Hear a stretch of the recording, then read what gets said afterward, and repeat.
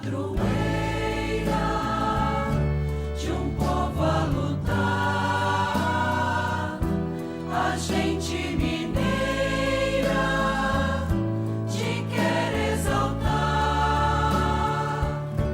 não só lá na serra. Amado irmão, amada irmã, saúde e paz. Refletindo no caminho nosso, enquanto aqui estamos congregados ao redor da Mãe Maria, essa discípula exemplar, somos chamados a pensar sempre e muito seriamente a respeito da nossa responsabilidade vocacional, do nosso trabalho na igreja, no nosso ambiente de trabalho profissional dentro de nossa casa e no mundo, para ajudar a criar o caminho de um mundo novo. De um mundo novo marcado por critérios e valores advindos desta fonte inesgotável que é o Evangelho de nosso Deus. Por isso precisamos sempre aprender muito, de novo, mais. Aprender que os meios tornam-se fins e vice-versa, a cultura e a educação que concentram apenas nos instrumentos, na técnica e na eficiência. Não podemos. Nós não podemos simplesmente justificar a eficiência, porque senão nós estaremos, ao invés de sermos instrumentos para a construção da paz, estaremos danificando o caminho para a paz.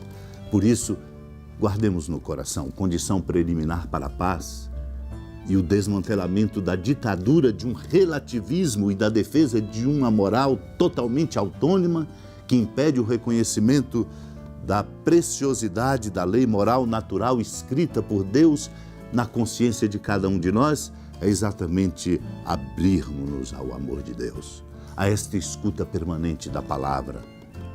Colocar a palavra de Deus sempre em primeiro lugar. Isto é, para sermos interpelados por ela, porque ao escutá-la, meditando e orando, é Deus nos interpelando. Nós precisamos desta interpelação, para que nós não tenhamos a falta de sabedoria para conduzir a nossa vida na força bonita dos critérios que vêm dos valores do Evangelho. Por isso, vamos abrir nossos corações para acolher essa palavra, que ela nos interpele e essa interpelação nos ajude a dar a resposta que Deus espera e pede de cada um de nós. Naquele tempo, disse Jesus aos seus discípulos: ficai atentos, porque não sabeis em que dia virá o Senhor. Compreendei bem isso: se o dono da casa soubesse a que horas viria o ladrão, certamente vigiaria e não deixaria que a sua casa fosse arrombada. Por isso também vós ficai preparados, porque na hora em que menos pensais, o Filho do Homem virá. Qual o empregado fiel e prudente que o Senhor colocou como responsável pelos demais empregados para lhe dar alimento na hora certa? Feliz o empregado cujo Senhor o encontrar agindo assim quando voltar. Em verdade vos digo, ele lhe confiará a administração de todos os seus bens. Mas se o empregado mal pensar, meu senhor está demorando, e começar a bater nos companheiros, a comer e a beber com os bêbados, então o senhor desse empregado virá no dia em que ele não espera e na hora que ele não sabe. Ele o partirá ao meio e lhe imporá a sorte dos hipócritas. Ali haverá choro e ranger de dentes. Amado irmão, amada irmã, a consciência vocacional brota na medida em que nós também balizamos a nossa vida em critérios e valores que conduzem-nos a uma conduta à altura da nossa condição. A nossa condição é exatamente aquela de servidores. Substituamos a palavra empregados por aquela de servidores. Somos servidores de nosso Deus, daquele que é o único dono de tudo. É assim que nós devemos nos sentir em cada circunstância da nossa vida. Do contrário, nós teremos uma compreensão equivocada a respeito do poder que exercemos, do lugar que ocupamos, da tarefa que desempenhamos. Por isso o Senhor nos convida a ficar atentos, uma atenção não de medo, mas uma atenção de quem de fato sabe discernir a respeito daquilo que conta mais. Ficai atentos, diz ele, porque não sabeis em que dia virá o Senhor. Nós não podemos viver pretensiosamente como se fôssemos os donos das coisas. Nós não podemos viver pretensiosamente como se não tivéssemos contas a prestar. Nós temos que prestar contas dos dons que Deus nos dá, das responsabilidades que assumimos, das tarefas que temos como servidores dos outros. Por isso, Jesus explicita exatamente a partir desta sua palavra interpelativa para que cada um de nós não viva a vida como se fosse simplesmente um dia após o outro, mas somos chamados a viver a nossa vida com grande responsabilidade, com um empenho total pelo bem.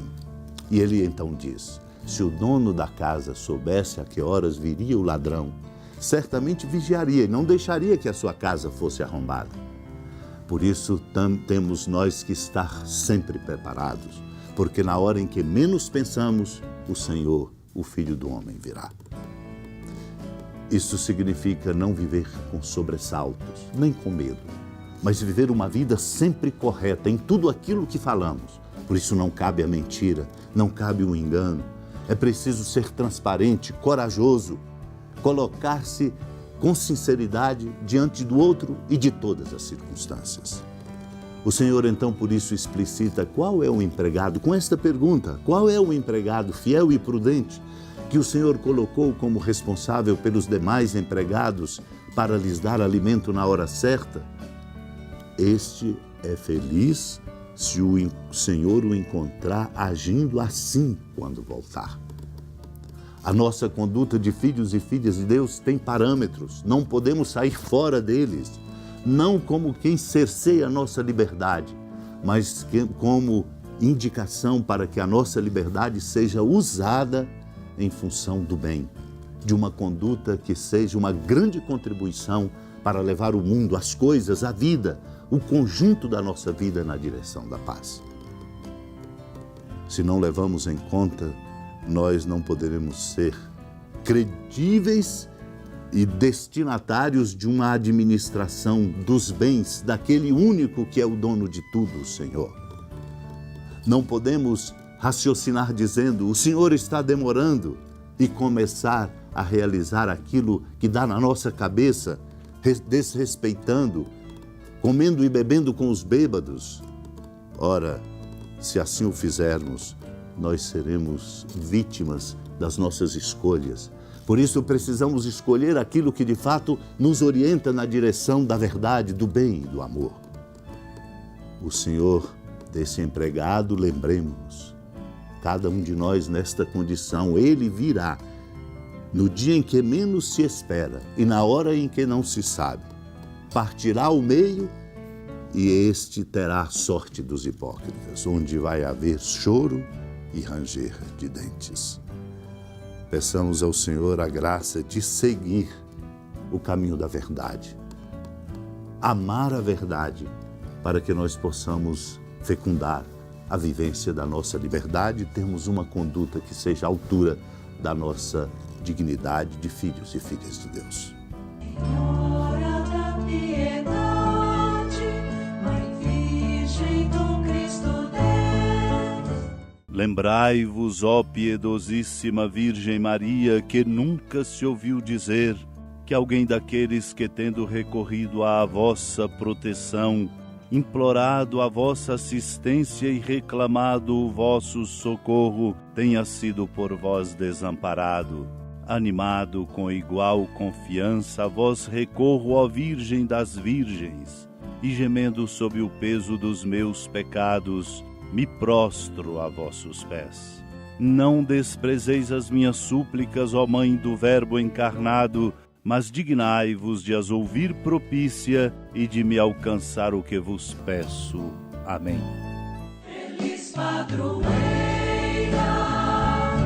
de um povo a lutar,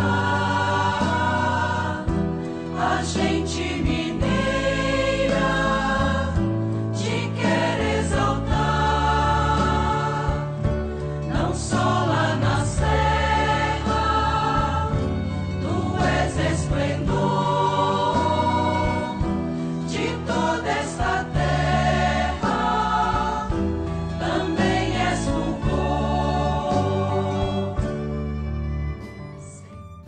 amado irmão, amada irmã, com alegria da ermida da padroeira do estado de Minas Gerais, a Senhora da Piedade, que da sua casa de clemência e bondade nos acompanha e nos abençoa do alto da serra, magnífica arquitetura divina, a bênção de Deus, amor misericordioso.